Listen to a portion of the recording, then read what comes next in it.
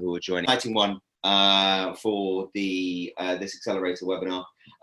So those of you, all of you who remember Zach Stein, who was with us in Water Innovation Week, who runs Osmo Systems. We spoke in, I think it was in February. He said, I've just got this absolutely fantastic sales coach who you should really meet. And so he connected me to Scott Sandwich, who will be speaking with us today. And Scott very kindly offered to run one of his webinars for the entire accelerator.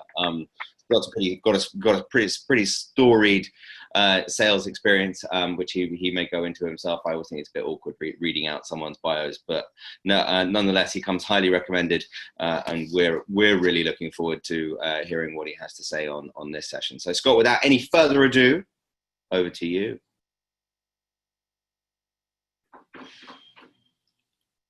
Oh, and now I can't hear you, Scott. Sorry, I don't know whether other people can. I'm going to mute.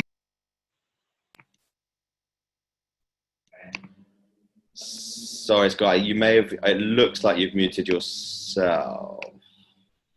Looks like he left. No, I still see Scott. It's just that he's muted. Okay, Scott. Thanks so much. We landed on the moon. Yeah. We did it. Good. Thank you. So what I'd love to do just to get started, obviously now we know that the audio check works and the video check works. What I'd like to hear from everyone, because I know I was texting and LinkedIn messaging a lot of folks. I'd love to hear exactly where are you in the world or in the States and what time is it where you are. So if you would, I'm going to open up the chat box here. Just type in what time it is and where are you in the world, just so I know that you can see the chat and that we're on the same page here. 12:30 in Kentucky, says Cam. Israel, so far the winner. Boston, says Alex, good to see you. Lorenzo's in San Francisco. Megan in Indiana. 12:30 now. At some point it's probably like 11:30 or 1:30. I'm not sure how the clock change thing works in Indiana and Arizona. Michael says 9:30. Tom is also in San Francisco. Awesome, good. So good to see you guys. So one of the things that we're going to be doing together over the course of the next 60 or 75 minutes is going through a model that we call startup selling from idea to impact. And so the way that this works is we're going to spend about 20 or 30 minutes just getting a really, really clear picture of the journey that you are following as part of your startup, and specifically thinking about that journey from a selling standpoint. We're going to think about where you are in terms of what you need right now based on where you are in your stage of your startup. Some people are truly just getting going, you're pre-revenue. Other folks are getting some revenue in the door, and other folks are more on the scale side of thing where you're doing, $50,000, $100,000 in MRR, and you need to, start blowing towards that $10 million number. So we're going to spend some time doing that. And then the second thing we're going to do is talk through what we call the Q framework. The Q framework is a framework that I developed and really kind of built over the last 20 years of doing enterprise selling. In all of the work that I've done, both as an enterprise sales person and as a VP of sales with 3 different startups, as well as all the coaching work we do with B2B startups every single day, we've identified that basically all of your sales process and every sales opportunity just comes down to answering 7 basic questions. If you can answer 7 basic questions about any sales opportunity, then you'll have really clear visibility about that specific sales opportunity, and you'll be able to start building a repeatable, scalable sales process. How's that sound to people? Does that sound good? Sound like a promising way to spend the time? Can I get some good to go? Thumbs up. Awesome. You got the visual. It's nice with a small group because you actually keep the videos going. So we will keep the chat. I should mention, by the way, there's somebody who's joining me. His name is Steven Anderson. So Steven and I work together here at Sales Qualia. He works with me and all of our clients to help them build and scale their sales organizations and their sales process. And so he's going to be manning the chat as well. So if you have questions along the way, just pop them in there and I'll take a pause and he'll just send me a quick virtual ping to make sure that I see those and we'll answer those as we go. And then lastly, one thing I do want to mention is actually 2 last things. One thing is I tend to talk really, really fast. So if you ask me to slow down, what I'll probably tell you to do is just listen faster. I want to get through a lot of material as much as we can in the time that we've got. And I'm going to do my very best to bring you my very best in the time that we've got. And in the end, if you want some more help with implementing some of the stuff that we're talking about today, then I'm going to show you how to get it. So If you guys are cool with that, then we should get started. Should we get started? Should we get started? Yes? Okay, awesome. Here we go. So we have this worksheet that I shared out with folks, and this is what we're going to be working from. And most importantly, at the end of our time today, we're going to come back to this first page on page 2, which is my ideal outcomes for the next 100 days. So my objective for our time today is for you to specifically identify for your company, for your startup, in your sales process, for your customers. I want you to be able to identify at least 1, if not 3 specific outcomes in the next 100 days that you would like to implement based on what we've learned today. So if we do things right, at the end, I'll give you some time to do that. And so where we're really going to start is on page 3 of this worksheet and what we call idea to impact. And so the reason idea to impact is really, really important is because it tells us everything we need to know about the startup's journey. I'm going to do one thing on the video. If I can just do that first. Okay, cool. So idea to impact is this notion that as a startup, like when you first started your company, you started down here with an idea. Whether you sat there, at your cubicle at big company and said, look, there's a problem that nobody else is solving, or just through your experience in the specific marketplace that you're focused on, obviously in your case, water and water management or water safety or whatever that is, to think about, say, hey, there's a problem in the market and I've got an idea, right? And when you start with that idea, the ultimate outcome that you want to get to is impact. There's an impact that you probably want to make in the marketplace beyond just growing a company that's profitable and employs a lot of people and builds a cool product. There's probably some kind of bigger impact, and especially for you with the work that you're doing, there's some bigger impact that you want to make. And so the journey that you're going to be taking or that you're on right now starts here at the idea phase and then moves into over time to the impact phase. So one of the things I'd like to do is just take a quick kind of poll from all of you in the chat box, if you would. Type, what is the one impact that you'd like to make with your company or with your product? What's the impact that you want to make in your marketplace? You sat there, you started your company with an idea, and now you want to make an impact. What would that impact be? Type that into the chat box just so I can get a sense for what you all want to do with your companies. Where do you want to go? Eliminate fatbergs. Be gallons wastewater recycled. Billions, I'm assuming that's billions of gallons of wastewater recycled. Reduce the cost of water pipeline infrastructure. Change policy. That's impactful for sure. Supporting lots of companies, says Tom, with Imagine H2O. That's cool. Also increasing the number of dollars invested. Cool. Reduce lead in drinking water. Deployments supported, says Tom. Yeah, so these are all nutrient removal to prevent algae blooms. Dude, these are great. Eliminate sucky business applications. Yeah, that's an important one. Turn wastewater into a valuable resource. Yeah, so these are all really big outcomes, right? Protect human health and the environment. Make desalination economically and environmentally feasible across industries. Like, these are no small potatoes. Like, nobody in there said, hey, I want to build a landing page that converts a lot of leads so I can sell a lot of product. Like, that's the whole purpose of being an entrepreneur, especially the kind of work that you guys are doing. This is work that you want to be impactful. You want to make a change in the world. You want to make a change in the environment.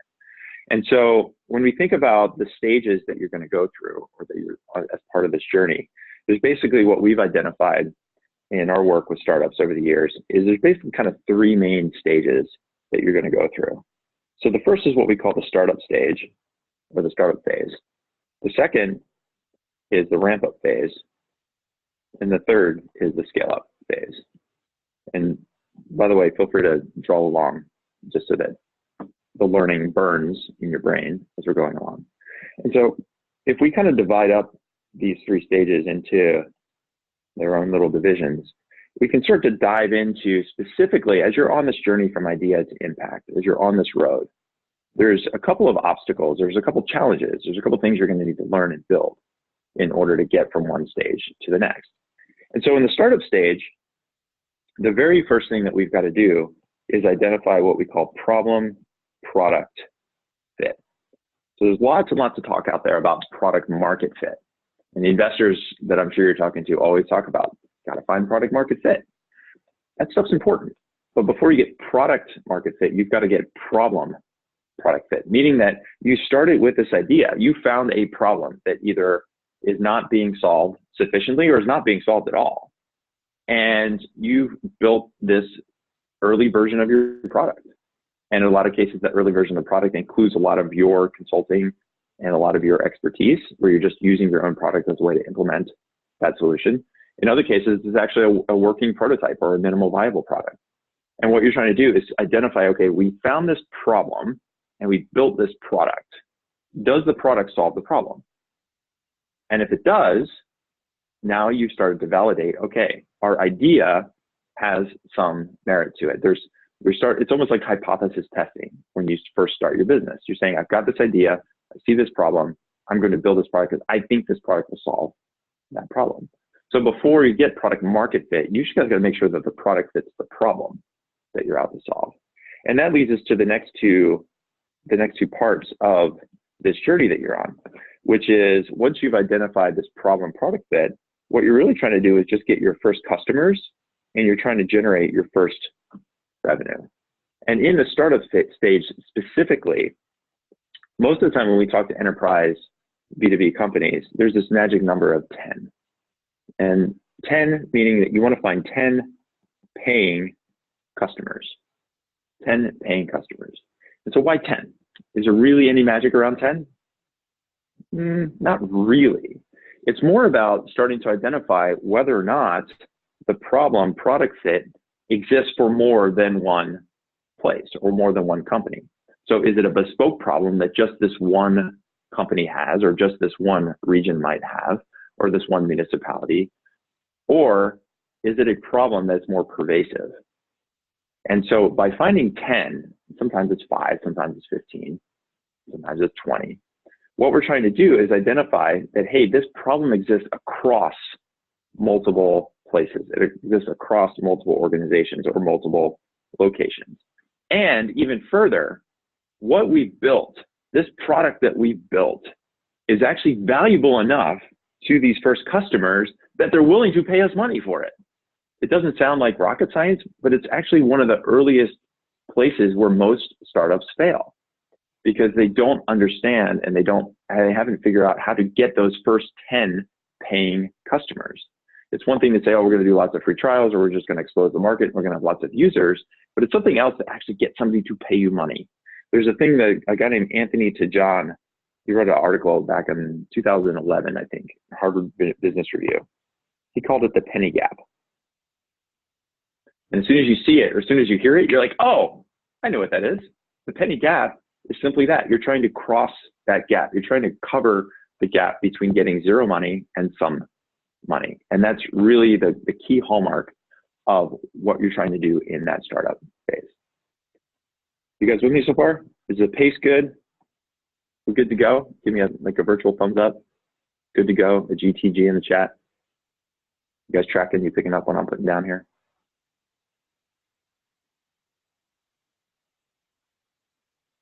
Good. Okay, cool. Awesome. So then this magic step starts to happen. We've got some paying customers. We're starting to build some momentum.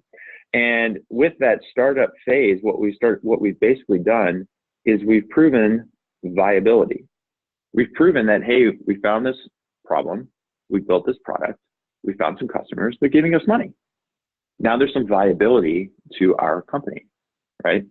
Now, as we move from startup into ramp-up mode, in the startup mode, if the goal is the first 10 paying customers, the ramp-up mode is typically $1 to $2 million in annual recurring revenue. Now, what's the magic here?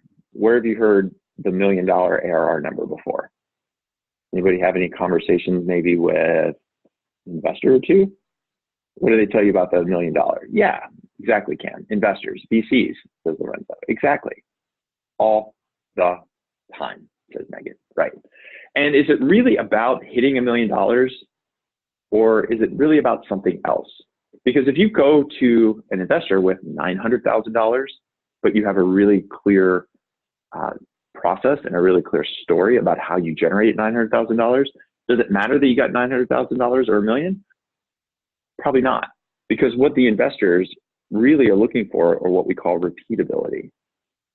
Because they know to go from, if you have 10 customers, those first 10 customers, you can do a lot of stuff with those early customers that you wouldn't normally do with the broader market, right? You can travel on site. You can do a lot of technology-enabled consulting. You can pay a lot of personal attention to that. You could find 10 customers through network or investors or through programs like Imagine H2O. They're going to help introduce you to potential customers.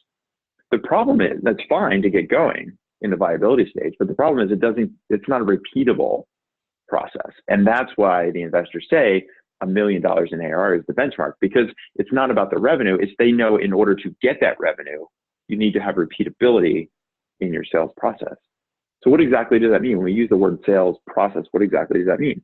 Well, that brings us to the next three obstacles, or the next three steps along the way in this journey. The first is having a really clear, what we call prospecting plan of action.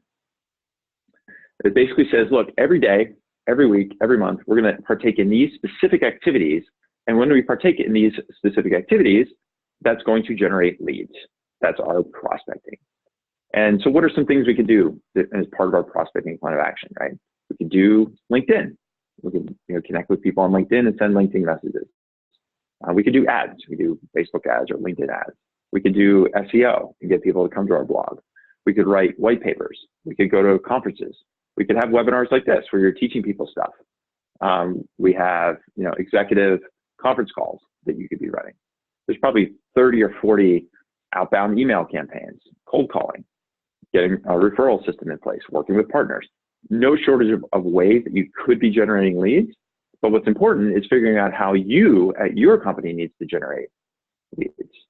And so an investor is looking for a really clear plan of action that says, hey, you're going to do these activities every day, week, month. And when you do those activities, it's going to generate new leads for you in a repeatable way. So you're not in a sort of a feast and famine sine wave when it comes to new customer or new lead acquisition, right? So now you've got the leads. The second thing that we're looking to do is what we call pipeline pull-through. And this is exactly what it sounds like. Once you have a lead and you've qualified them and you've brought those into your sales pipeline, what we need to do is pull them through your sales process to go from qualified lead to converted paying customer. And again, that's where repeatability is really critical, because it means that you have a system in place to say, okay, this is how we're going to run our product demos. This is what we do when people ask for proposals. This is how we handle technical objections. This is how we do integrations with other systems where required. This is how we're going to price our product. This is how we're going to set up our contracts. All of these need to be repeatable. It can't be bespoke for every new customer coming into your sales pipeline. There needs to be a system in place. And that's what we mean by repeatability. And then the third piece here is what we call our paying customers. So this refers to the pricing model that we're using. How are we onboarding, training, running our customer success strategy? How are we looking for upsell and cross-sell opportunities? What's the land and expand strategy once we have a customer with one implementation? How do we grow that implementation to 10x or 100x over the next couple of years? Again, all that needs to be repeatable from an onboarding, implementation, customer success, upselling standpoint. And so that term repeatability is basically the investor world telling you, we just need to see that you've got some systems in place so that whatever you're doing today, you can repeat it tomorrow and the day after and the day after that. Because if we just give you some money, you can accelerate that. You can grow that. And that brings us to the third phase, which is scalability. So once you've hit that $1 million, $2 million benchmark and you get that magical Series A round of funding, now you've just got a different set of challenges ahead of you, right? And those different challenges start with, first of all, identifying what are your KPIs and metrics. What do you need to be doing every month and every quarter? What does your team need to be doing in terms of lead generation, in terms of revenue production, in terms of customer service and retention and churn rates? What are the metrics that are going to drive all of the business activity And secondly, what are all of the metrics you're going to be using as a manager now to then find and hire your team around you that's going to be executing on the systems that you just built in the ramp up stage. So they're going to take what you built in the ramp up stage, they're going to work those systems and then look for ways to improve them and augment them. And so the second part of the scalability stage is really, really difficult to identify if you haven't figured out what those systems are. So the mistake a lot of founders make is in the early stage, they're down here still trying to figure out problem product fit. And the questions that we might get is like, hey, how do I hire my next salesperson to help me figure out how to sell my stuff? Well, that's a tomorrow problem. If you're back here, the hiring is a tomorrow, what we call a tomorrow problem. The today problem is figuring out for you as a founder, how do you get your first customers? How do you generate the first revenue? Then later on, once you've got the systems in place, then you hire people to execute on the systems that you build. And so that's the second challenge that you have in the scale phase, because now you're no longer running these systems. You're paying people to run these systems, whether it's a sales development rep, a customer success manager, account executives, a whole team, and a whole structure that every day is mobilizing on the systems that are getting built and improving on those systems. And then the third piece here is then your daily management. What are you doing daily, weekly, monthly to review the work, to support your sales team, to make sure that they're hitting their targets? What's the compensation model need to look like so that if they do hit their metrics, they're getting compensated correctly? And that's all about the scalability phase. And so what can be really, really difficult sometimes to see is if you look at this axis here on the y-axis, right? You put in a lot of time and effort in the startup phase.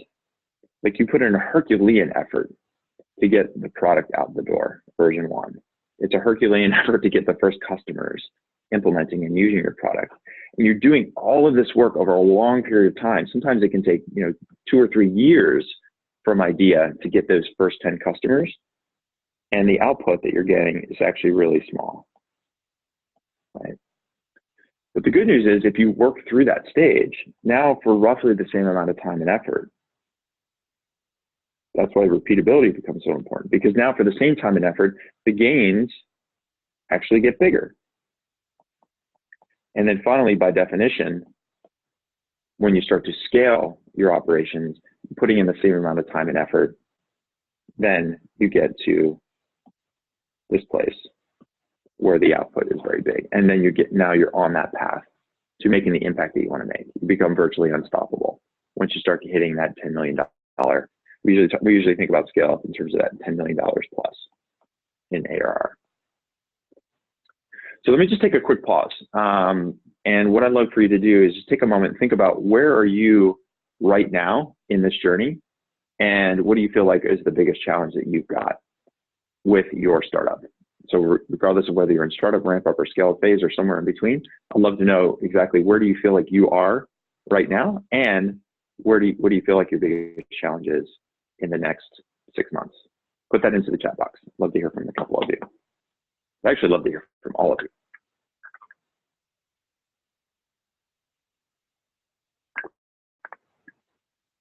All right, we got a couple here in the chat. So Alex is saying he's at the problem product fit. Dude, don't have a frown about that. That's huge opportunity. That's the best part about running a startup, is that you get to be the one that's going to figure out how this problem is going to get solved.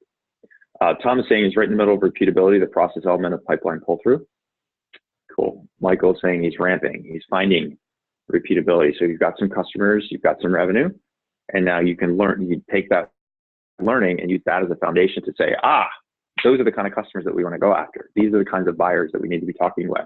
These are the people we need to be doing our prospecting to. And once we get them into the funnel, these are the steps that we need to take in order to go from lead to conversion.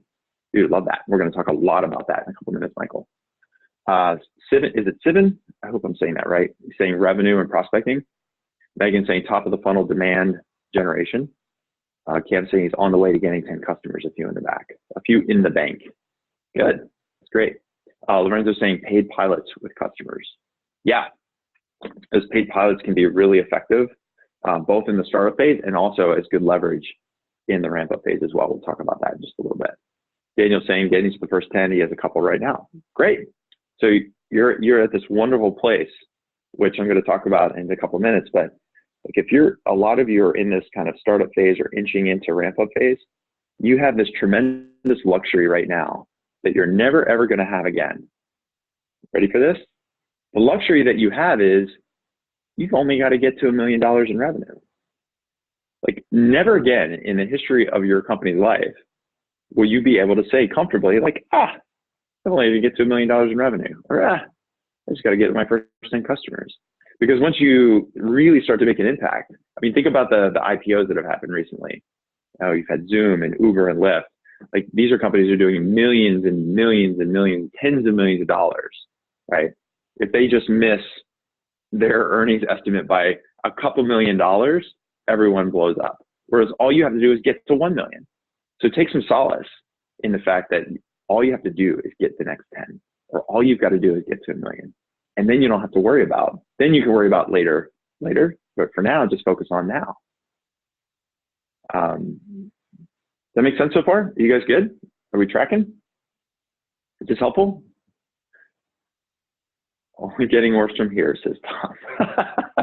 It's only going to get harder. The hard thing about doing hard things.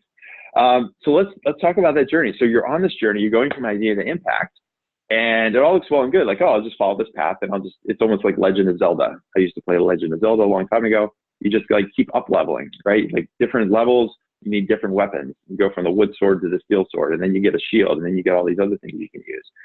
Well, as you're on that journey, we have, if you go down to page 4, we have what are called the 4 forces of the entrepreneur's apocalypse.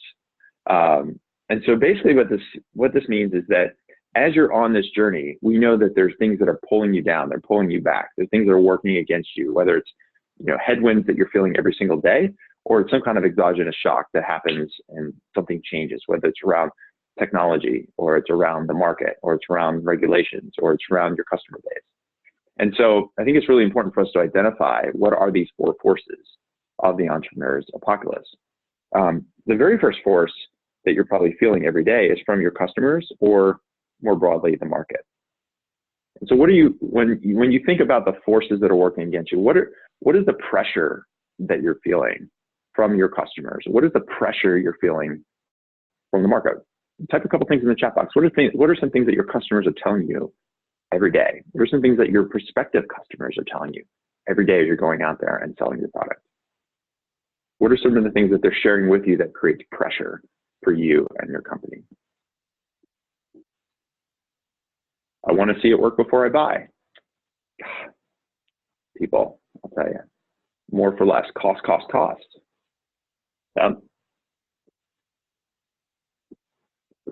What else? Tom is saying more for less. Cam says cost. Daniel says I want to see it work before I buy it.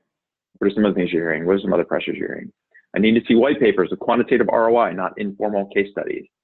Tailoring the product. Water is a waste, you hear, says Alex. They might not be the right customers for you right now. I don't have budget. This comes up a lot of times when it comes to new technology and new products. It's not like, we got to get a whole new set of desk chairs here in the office where they've got a line item budget for office furnitures or laptops or any kind of repeatable kind of business expenses, right? This is new stuff, solving new problems that people hadn't thought about before. And so now you have to help them create budget. You have to help them see what the return on investment is. We're going to spend a lot of time talking about that in just a couple minutes. Michael's saying, if it could just do this one more thing, yeah, just one more feature and then we'll buy. Data security and reliability of technology. Yeah. So you're feeling this, like you're out there, you're talking to the customers, you're talking to the market, and you're feeling this stuff. It's one of the sources of pressure, one of the forces that work against you every day.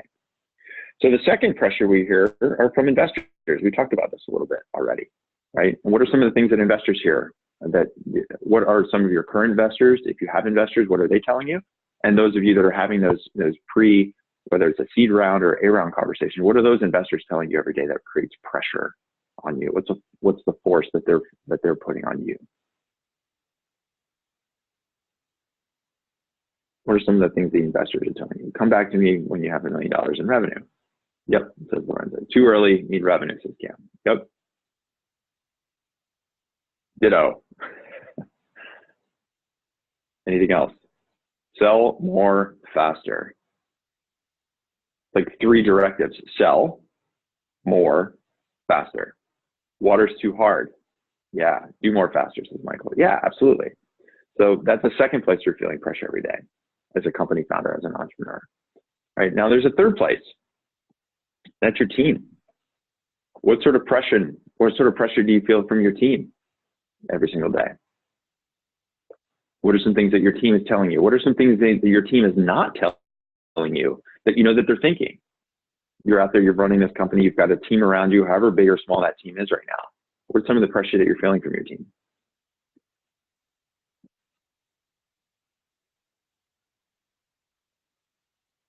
They're tired. Always be better in a good way. Yeah, I'm sure they're tired. Probably pulling a lot of all-nighters or very late nights. This is hard. Yeah. Like, man, this is a hard problem, right?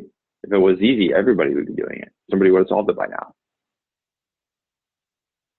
One of the, Tom had mentioned Zach from Osmo Systems, and he and I were having a chat not long ago. And I asked him this question. I was like, as you're growing and building your team, trying to get revenue in the door, what are some of the things that you're feeling from your team? What are some pressures that you're feeling? And he got kind of quiet. We were texting, actually, because I remember this. Because when you send a text and then you can see the ... and somebody, somebody's replying. So I saw the ... and then it went away. And I saw the ... and it went away. So it's almost like this person is thinking, type something, erase it, type something, erase it. And he finally got back to me and he said, I actually don't feel pressure from my team. I just don't want to let them down. And I was like, man, that is powerful. Because as a company founder, you're not the only one that's sacrificing. Like a lot of you wrote on this, pay me more. This is hard. The work is endless. I'm tired. Like, all of the team around you is putting in time and effort. They're sacrificing time with their families, health insurance. It could be earning a bigger salary, all because they believe in the mission and vision of what you're trying to do. And so even if you're not feeling the pressure from the team, having a team creates pressure on you, right? And then that's the last, when you think about the last force, or the fourth force here, which is pressure and the force against yourself, wanting to do more, wanting to be able to go from idea to impact, saying to yourself, failure is not an option. And it's not even not an option because I want to be successful as a company. It's because we have to make the impact. We have to fix water. We have to make the world safer. We have to have these things. If we don't solve this problem, nobody else is going to solve it. And that creates a tremendous amount of pressure on force against yourself every single day. It is hard. Stephen and I did a podcast the other day, and we talked about this idea of motivation versus discipline, right? It's motivation is short-lived, but discipline is what keeps us consistent, right? Yeah, there's going to be times where you're going to feel great and you want to go to work, but most of the time it's just about the discipline of working hard and putting in the time and effort that you need to put in order to be successful. And so, now we kind of have that as a backdrop. You've got the journey of the entrepreneur that you're on, and you've got the 4 forces that we know are working against you, the pressures that you're feeling every day. Now we want to talk through some of the specific ways that if you can build out a repeatable sales process, how we can use that sales process to relieve some of the tension, to relieve some of the pressure, to work, have a way to push back against some of these forces.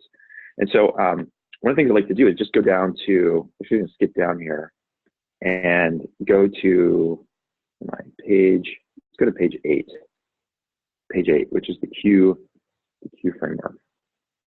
We'll come back to a couple of the other worksheets in just a second. So what I want to do is talk through a sales process, this framework, the Q framework. We talked about at the top of the webcast here. We said there are 7 questions.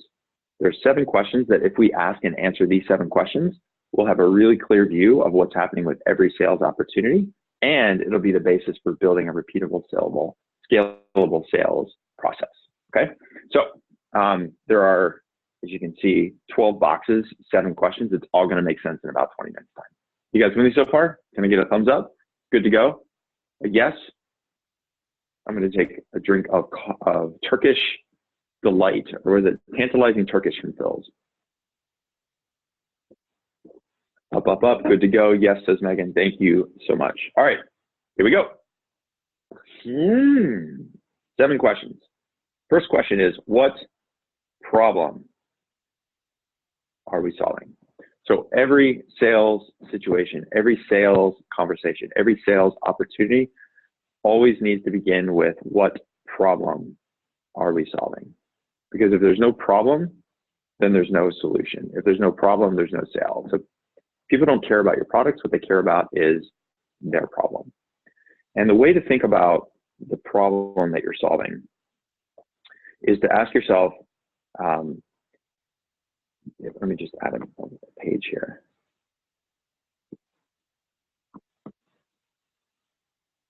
Oops. Page. Here we go. So when you think about your market, when you think about your marketplace, we can really break down the prospects. We can think about your marketplace really in 4 basic quadrants. So on the y-axis, we can think about what we call the right prospects. Right? And the right prospects are prospects that have a problem, they have urgency, they have timing, they have a reason to take action. Right? And then the opposite end of the spectrum, we have the wrong prospects. So the wrong prospects are people that are not a now thing, they're in the wrong market, they're in the wrong vertical.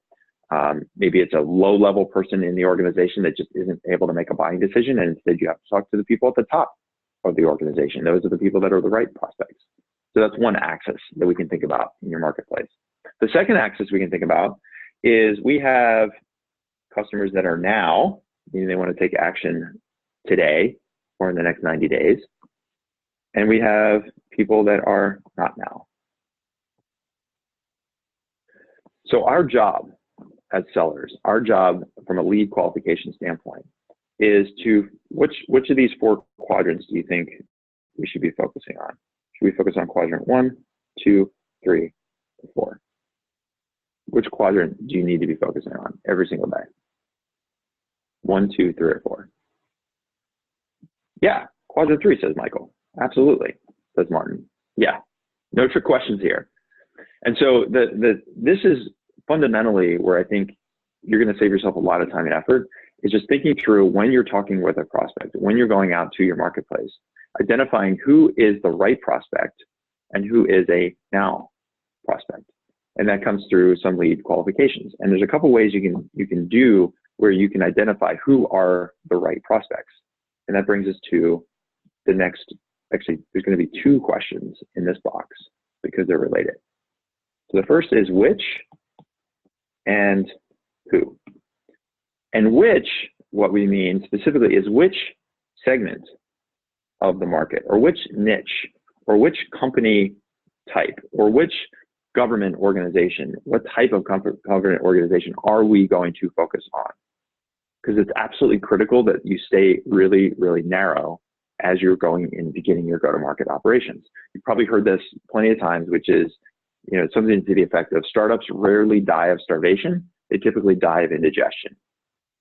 Startups rarely die of starvation. They typically die of indigestion. And so the challenge that we have a lot of times is we try to go too wide too soon, and we're trying to solve this, what might be a similar problem on the surface for a government organization that's state level versus federal level or municipal level, or we're trying to solve a problem across different company types. And the challenge is each one of those individual segments has a different buying process. They have a different way of thinking about the problem. They have a different way of thinking about solutions. And more importantly, they also have different kinds of buyers, meaning like who are the people in those organizations that are making the purchasing decisions. And so as you're thinking about your sales process, it's really, really critical to dial in and narrow in on a specific niche. So what I'd love to hear from each of you is, if you've identified a niche, what do you think that niche would be? Or if you have a question about this, like what feels scary or what feels difficult about narrowing down too soon right now? Share a couple things in the chat box, because then I want to explain to you how this affects your prospecting and the ability to make a prospecting plan of action. What are some of the niches that you're focusing on right now?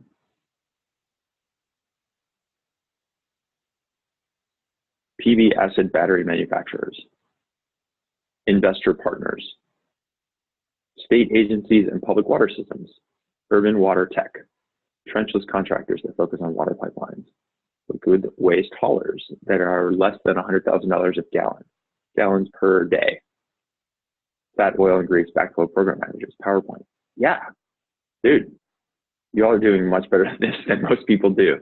One of the examples I like to think about is one of the teams that we've been working with over the years is is outside of the health or outside of the water space. They're a health tech company, and the company is called Dossier Solutions. A company based in Norway, and in Norway they're doing a couple $1 million in revenue. And in 2018, they decided they want to come to the U.S. and start building out their go-to-market operations in the United States. Now they're a health compliance platform, which means basically there are tens of thousands of places they could be selling their product or service. What we help them do, and this is where it's really, really critical to think narrow in terms of your niche, is they said, look, we're going to be flying from Norway to the United States, and we're mostly going to be flying just to San Francisco because that's where we have some investors, and that's where it makes sense for us to spend our time. And so they basically said, in the state of California, we're going to find 30 healthcare companies and facilities and set up what's called account-based selling. Because inside of each of those 30 healthcare companies, if we look at the people that are responsible for making decisions, there's anywhere from 10 to 15 executives at each of those 30 that they're going to have to contact and have a conversation with. And so when you start building out that matrix, you realize that pretty quickly as a startup, going after 300 targeted people with a really clear message around the problem that you solve in their specific industry niche helps you save a lot of time and effort, and helps you say no to somebody who doesn't fall into that niche. Like, so sometimes saying no is as powerful as saying yes, and sometimes even more powerful because of being singularly focused. And so the reason these 3 questions become the core of your sales process is because it allows you, most importantly, to think about what we talked about earlier, which is your prospecting plan of action. And what I mean by that is if you are really, really clear on the problem that you're solving, that gives you a message, right? And if you're really, really clear about the market that you're targeting, then that gives you a clear market to go after. And if you're really, really clear about the buyers that you need to be targeting, then that gives you a really, really clear target of people that you need to be speaking with. And so as part of your prospecting, what that does is then informs you about where to do and how to do your prospecting. So if your executives are on LinkedIn, if they're going to conferences, if they are reading white papers, then that's where you should be focusing your prospecting efforts, not on cold email campaigns, not on cold calling. On the other hand, I mentioned that Zach a little bit earlier, he's been working with shrimp farmers in places like China and Ecuador. Guess what? They are not going to conferences, they ain't on LinkedIn, and they're not reading white papers.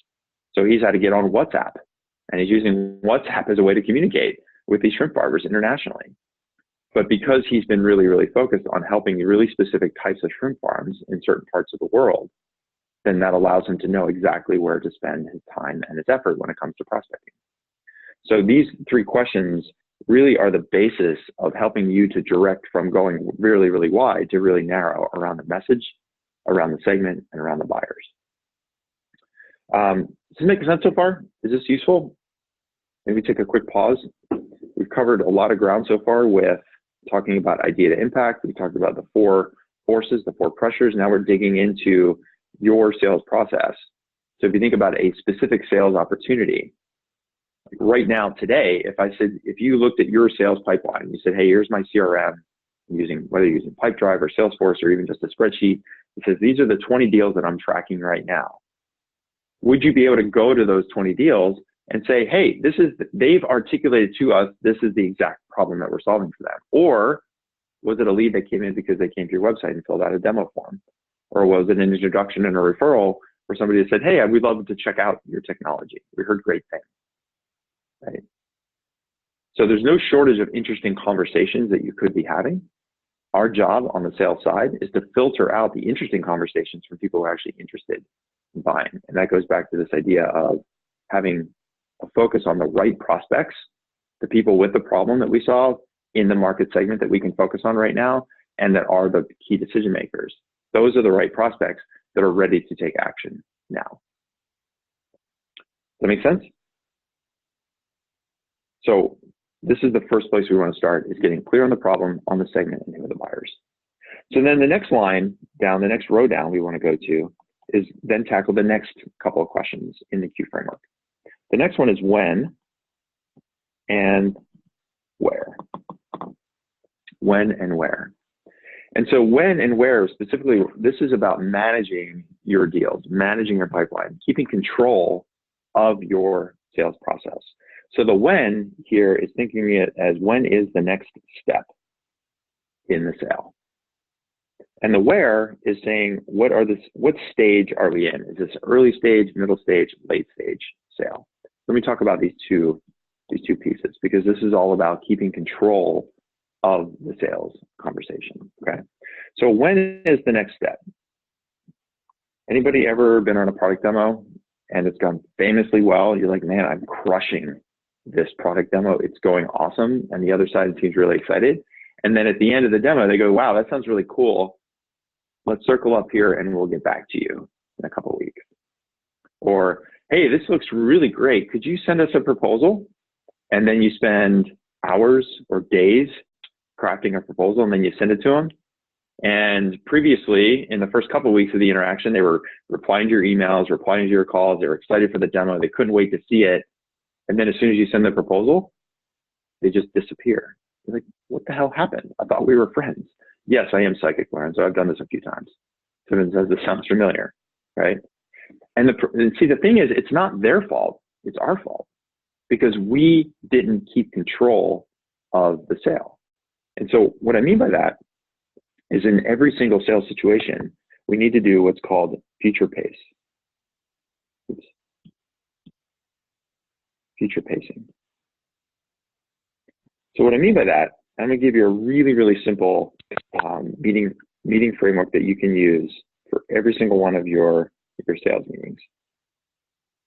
So if you were to just draw a square and divide it roughly like this. So we've got a small triangle on the bottom left, then a line that bifurcates into two triangles, and now we've got three parts. This framework is called Confirm, Ask, Explore.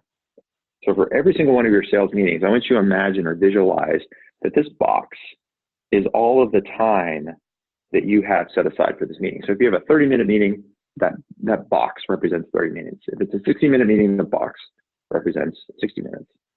And so what we want to do in every single sales call, every single sales conversation, is make sure that we are always future pacing so that we can keep control. And what I mean by that is this.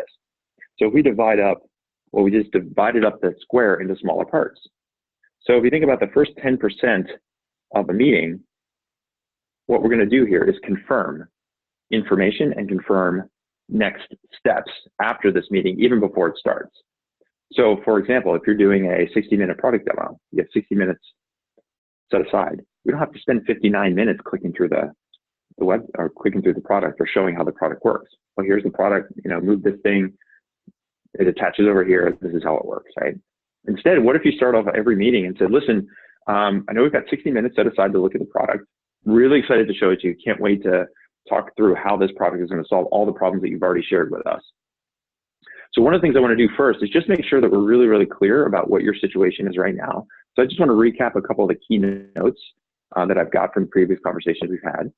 And then secondly, I want to make sure that at the end of our meeting, let's make sure we block out some time, because after you see the product, typically when we have these kinds of conversations, then the people that we're talking with, folks just like you, they usually have questions about what might a pilot look like, or what kind of integrations do you have? Or can you talk to our tech team to see how you might be able to integrate with other platforms that we have?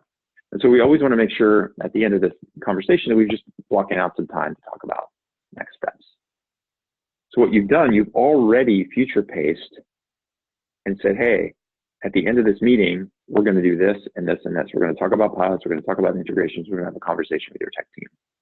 So the first, if it's a 60-minute meeting, the first 5 or 6 minutes, you're just confirming, this is what we've talked about so far. Did I get that right? This is the problem? Yes. This is when you want to solve it by? Yes. These are other solutions you considered? Yes. Cool. And you agree at the end of the meeting, we're going to talk about these 3 things. Is that cool? Yeah. Awesome. Now you've taken control of the meeting. The second part, the ask piece, is roughly 40%. So ask could be asking questions. It could be showing the product and then asking them, how do you think this would fit with what you're doing? You know, it's kind of the meat and potatoes of the meeting, right? This is where you're getting lots of interaction. It should be lots of conversation here. You're showing the product and they're saying, oh, that works really great. Or, hey, I've got a question. What does this feature do? Then the last piece, 50% of the meeting time. So if this is 6 minutes for the confirm piece, the ask piece, you know, we'll call it like 20 to 25 minutes. The explore piece is the last 30 minutes of the meeting. And we set aside 50 minutes because we know no matter what we try to do, the ask piece always goes a little longer. So if we budget 50% of the time, even if we get some creep and we only have 15 minutes left, we still have given ourselves plenty of space and time to say, hey folks, now that you've seen the product, and it sounds like on the surface, everything you're sharing with me, it sounds like this could be a really good fit. Remember at the start of the call, at the start of the conversation that we had, at the start of the call that we just spun up here, I mentioned that we want to leave some time at the end of this conversation to talk about what a pilot might look like, or what the integrations might be, or to set up a meeting with your tech team. Well, we've got about 15 minutes left, so why don't we spend the rest of the time talking about those things? And these are called your open loops.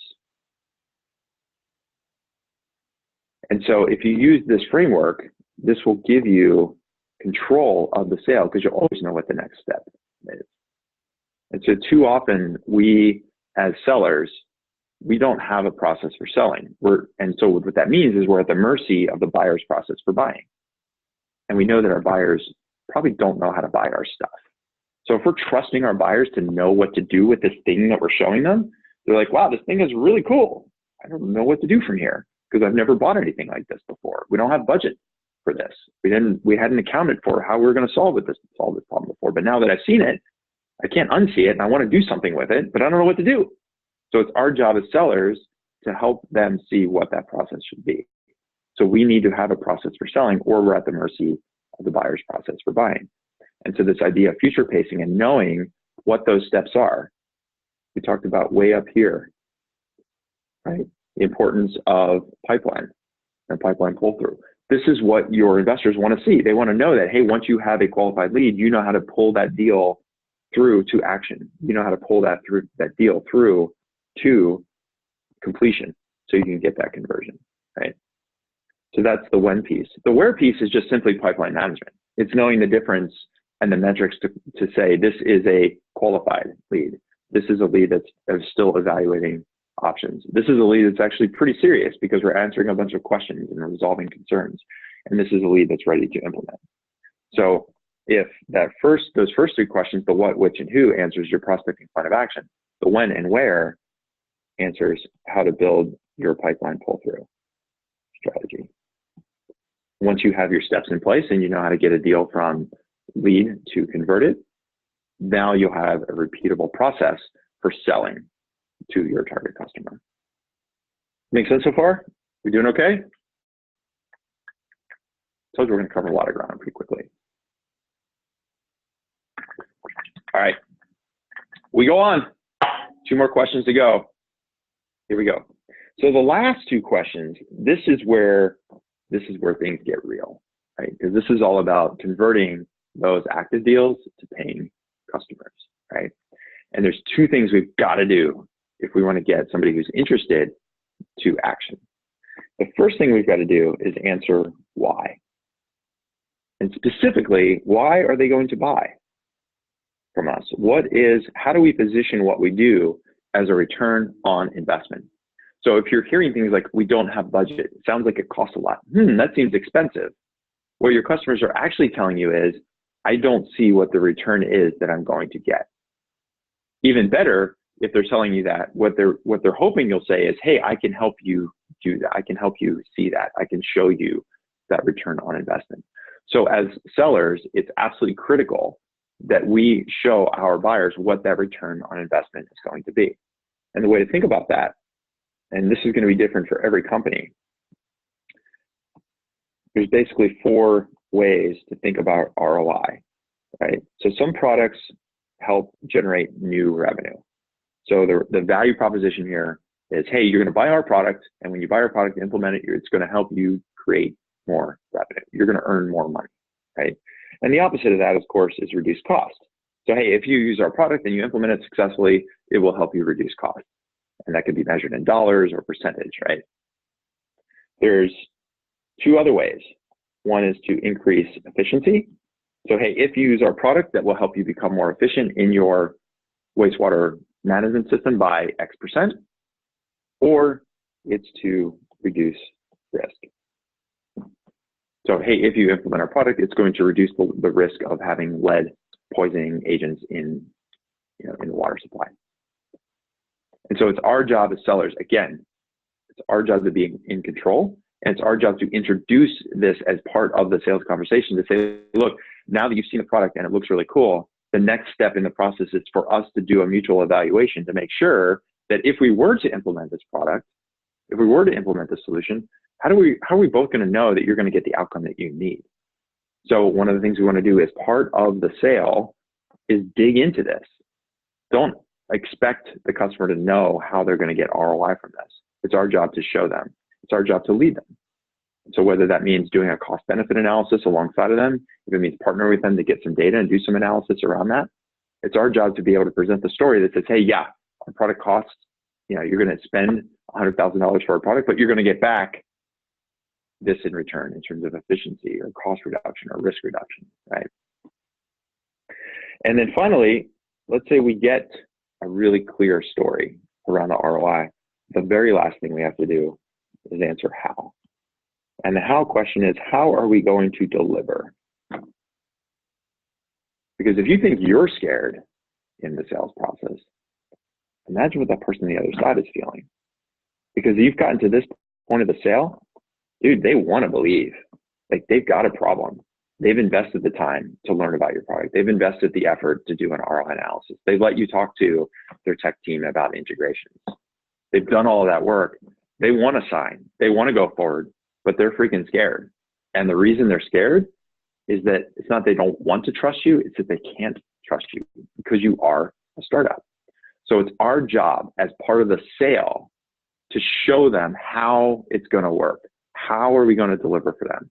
And one of the best ways you can do that is use what we call the 7x1, a 7x1 framework. 2, 3, 4, 5, 6, 7. The 7x1 works like this. You're sitting down on the other end, other side of the table, and it's really clear what the value proposition is. It's really clear that they want to take action, they want to believe, they want to be partners, they want to be early customers, but they're just not sure that you're going to be able to deliver for them.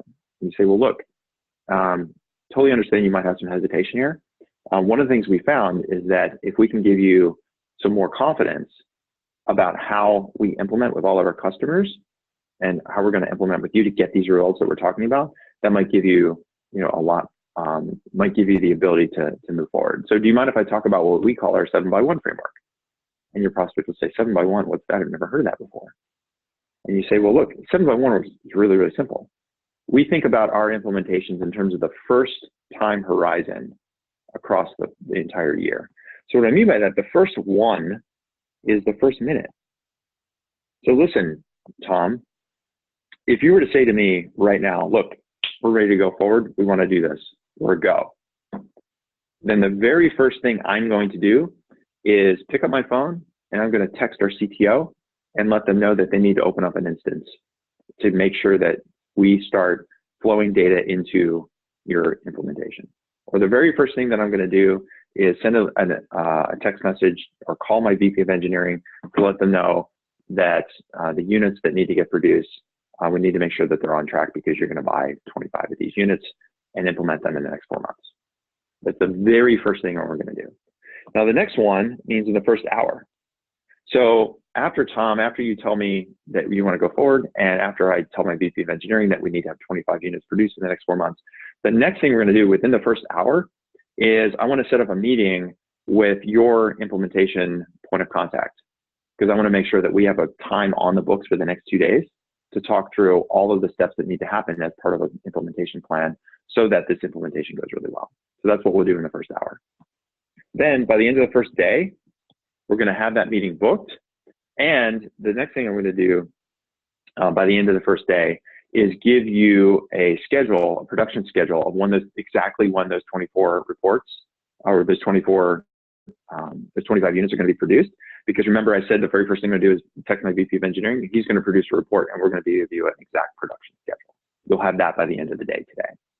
Then the first week, by the end of the first week, we'll have had our implementation planning call with your project manager, and we'll have set out an entire implementation plan, including all the other people on your side that we need to get involved to make sure that this implementation goes well.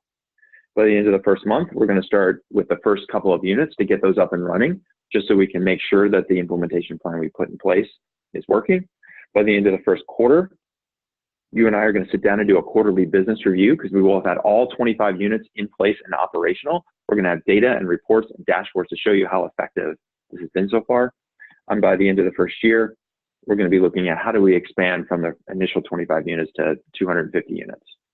So Tom, that's what we call our 7x1 framework. So if you tell me go, these are all the things that are going to happen the moment you say go. When would you like to start?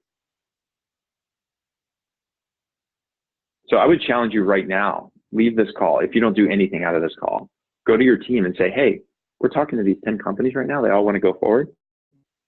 Like, if they actually say yes, do we have a plan like this that we can deliver effectively? And if you don't, build it and then use it in your next sales conversation to say, hey, I know you might be having some hesitation. You might be worried. You might be concerned. You might have some anxiety about working with a startup. Let me help you relieve that anxiety. Let me explain to you our 7x1 framework and give them a plan. Because while they're purchasing your product, what they're actually buying is the plan, the outcome. That's what they want. The product is just a way to get that outcome. You've got to give them that confidence. And when you do that, you'll be able to convert your paying customers and be able to grow them. And so you'll notice in this framework, there's these 3 boxes. And there's a couple words I've been dropping in throughout the course of our conversation. And so if you want to think about how do you go from startup to scale up, if you want to make impact, that ramp up piece is where we get lost so many times, right? And so if you want to make impact, then there's 3 things you need. You need clarity, control, and confidence.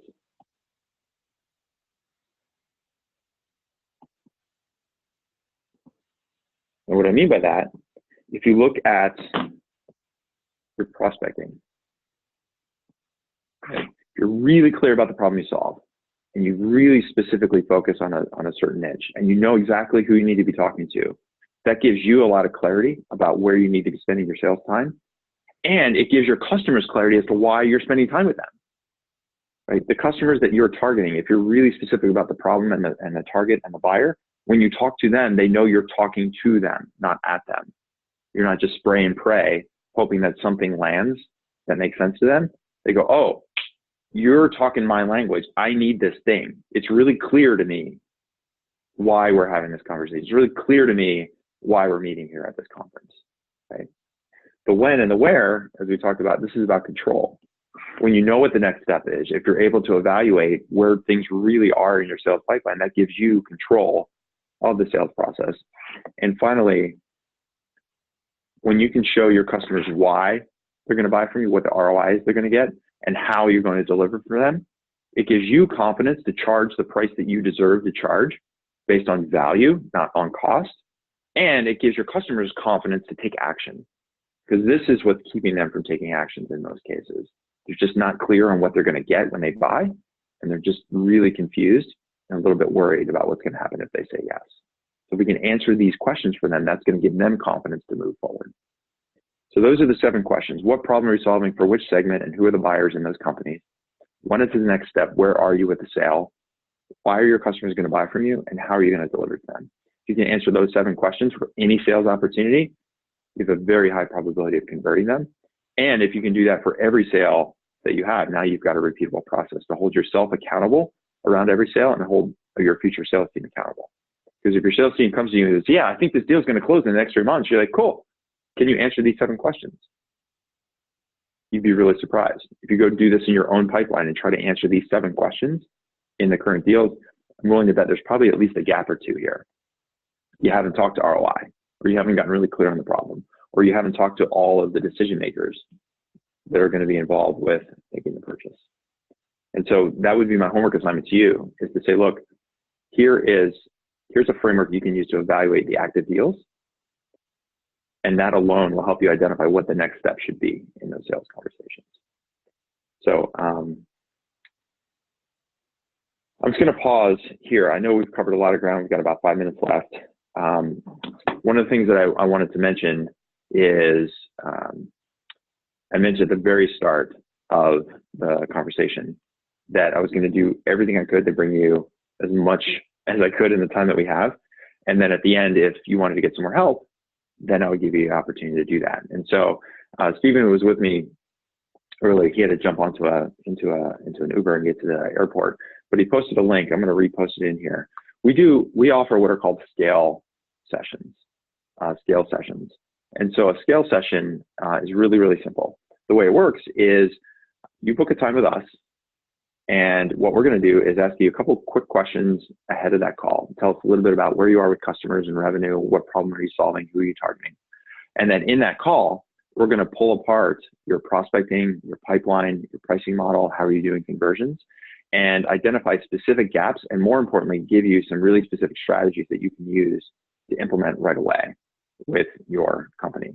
So if you're feeling like you'd like some help with implementing all this information that I've just shared with you, then the best thing you can do is just click that calendar that I just put into the chat box, find a time that works for your calendar, book in that time, and then just follow the flow, and we'll take care of the rest. So my biggest outcome, my biggest desire for you is to leave here not just with a bunch of information, but with the ability to implement these ideas. And so what I'd love to do is have you spend the last minute or two, take a minute or two and go back up to page 2 and think to yourself, you know, I'll sing or something or play some music. Think about, based on everything that you just learned and everything that we just covered in the last, 60 plus minutes, if there were 2 or 3 or even just one specific outcome when it comes to your sales process that you could achieve over the next 100 days. Next 100 days brings us through basically end of August. So if you think about the next couple months through the summer, going into the last part of the year, if you could achieve 3 outcomes or even just 1 outcome around your sales process, what would that be? Take a minute and just scratch a couple of those down. And then I'd love to have a couple people share in the chat box. And if we want to hang out a little bit longer, I'm willing to hang out and answer some questions as well. So take a minute, and then I'll ask you to share, and then we'll wrap things up. I'm going to drink the mint leaf that's in my tantalizing Turkish, so I can get it out of my cup.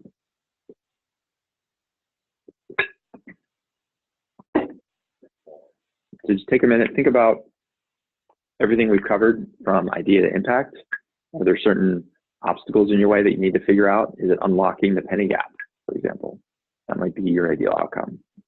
Is it figuring out, like, hey, we've got a couple customers, kind of have an idea about the problem we solve and who we should be targeting. I've just got to really dial in my prospecting plan of action. Or I've got to really figure out the sales map that's going to get me from lead to conversion as part of my pipeline pull through. I've got to figure out, I got deals in the pipeline. I just got to figure out how to get some revenue from them. Or maybe it's just identifying that problem product fit. So we covered that. And then specifically, we talked about, how could you implement this Q framework? So there's certain parts of this framework, certain parts of these 7 questions that maybe feel a little stickier to you than others. I'm pretty good on the problem and the segment and pretty narrow, but God, I just get lost when I'm trying to get to the next step because deals keep dying. Or man, I feel like we do a really good job of showing ROI, but customers are just hesitating. Well, maybe we could just build out an implementation plan and show it to them. That would give them some confidence. Stephen is saying, finish approaching opportunistic leads and start to target prospects and build a pipeline of leads that fit the customer profile. Yes, I love this. Hard to dig out because the opportunities come up so often that it takes up a lot of my time. Yeah, this is back to the interesting conversations, right? Everybody wants to see your stuff. Like it's brand new, it's new, it's improved, it's never been done before. So they all want to see your stuff. So it's your job as part of that lead qualification strategy is to get really clear about what we talked about. Is this a now thing for them? There's a really simple, I mean, one of the more traditional qualification models is called BANT, budget, authority, need, timing. That's one way to think about qualification. The other thing you can do is just think about 4 of those questions that we just talked about, even in your lead qualification strategy. Are those leads that you're getting and those conversations you're having, is the prospect articulating a specific problem, right? Hey, what brought you to the website? Why are we having this conversation? What brought you to the conference? Why did you stop by the booth? What problem do you have? Is it clear and present danger? And is there urgency to change it, right? Secondly is who? Who are the buyers? So when you adopt new solutions at your organization, at your municipality, what's the process? Who are the people that are involved? And then identifying whether or not the person you're talking to is in fact one of those buyers and get you access to the rest. Another way to qualify. The third is why? So, hey, what's the ROI? How are you going to calculate if you make an investment, if you make a change, if you decide to buy a product like ours? How are you internally going to calculate ROI? Do you have that metric set up? And then finally, have you thought about implementation? What's your timing? When do you want to have something in place? Is this a Q4 thing or a Q never thing, right? Is it a now thing or a later thing? And so if you just think about every prospect that comes through, just ask questions to identify these 4 things. Is there a problem? Do we have the right buyers? Are we clear on how we would be able to show results? And when do they want to have delivery? You have to check all 4 of those boxes. If you check those boxes, you probably have a qualified lead. Let's hear from a couple other people. What's a key outcome or 2 that you want to get to in the next 100 days? Confirm the value proposition and product for investor partners.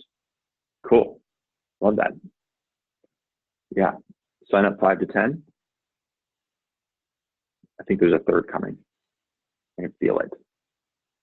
No pressure, Tom. How about from a couple other people here on the line? What are some other outcomes that you want to drive towards over the next 100 days? One of the things that's most important is getting really, really clear on the outcome ourselves. If we're not clear on where we need to be over the next 100 days, then how are we possibly going to get there?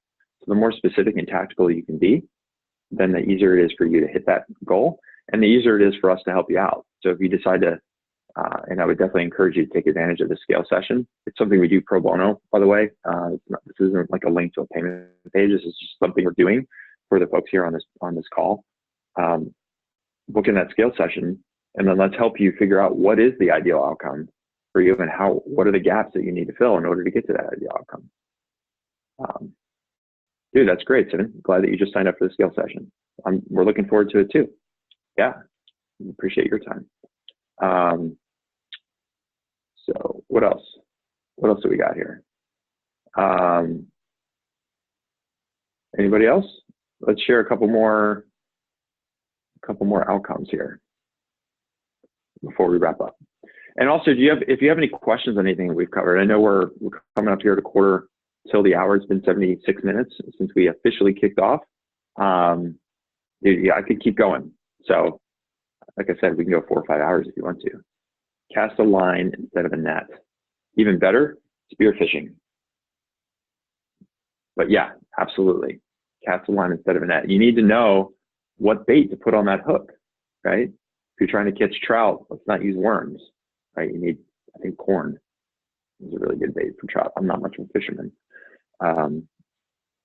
But yeah, if you're really clear about what kind of fish you want to catch, then you're going to know how to catch them. Yeah, spearfishing, like being surgical about who you're going to go after and who you're even going to have a conversation with.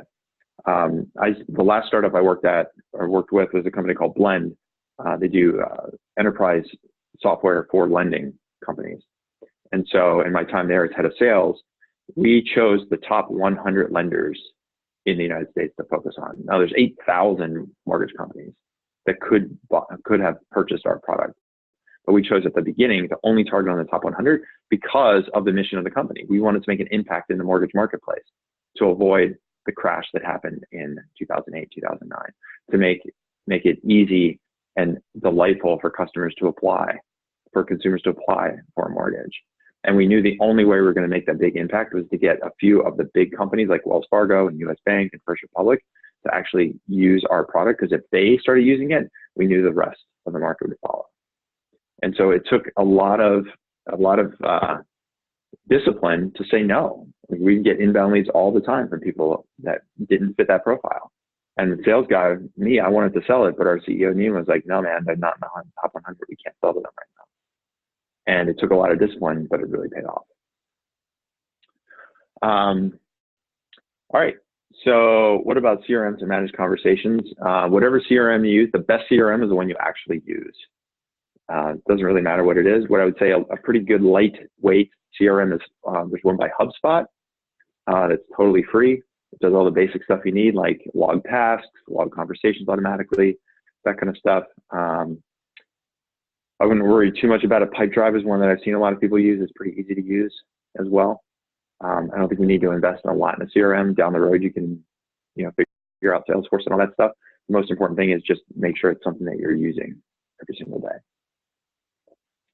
So Kelly and Tom, I'll flip it back over to you all. Do you have anything else we want to talk about before we wrap up here? Just unmuting myself. Thank you so much, Scott. No, I don't think there's anything in particular we want to cover. I mean, I would just encourage everybody to get in touch with Scott and Stephen if there are specific asks that because everybody's at different stages of this, and so whatever you're dealing with now, I encourage you to use the half-hour session with Stephen and Scott. I don't think you'll be disappointed, but it only because we're at the end of our session. Scott, I want to respect your and Stephen's time. So on behalf of everybody on the conversation, can you just thanks a huge amount for being with us, and I have a feeling you'll be hearing from a lot of us in the not too distant future. All right. Dude, it's been a hoot. I'm so glad we did this. This is like my thing. I could do this all day, every day. So I really appreciate the opportunity to meet the teams. I know I've connected with a lot of them on LinkedIn, and looking forward to the next round of conversations with some of them. Yeah, absolutely. It's probably a bit of a new set of niches for you. When people were enumerating the niches that they were focusing on, it really was, this is hardcore weird water stuff. We really appreciate you taking the time. This is helpful for us. Well, and one last thing I'd love to say is that you and Kelly are just fabulous to work with. So the teams here you guys are, like, all of the teams, you're really lucky to have Kelly and Tom. I work with a lot of groups, and these two are some of the best, a couple of the best. So, well, that's very kind of you. We'll go and attempt to kind of build the 7 Qs to go and actually deliver on that kind of cool support. Thank you so much, Scott, and we will see you in the not too distant. You got it. All right, y'all. Have a good afternoon. Talk soon. Yeah. Bye. Bye.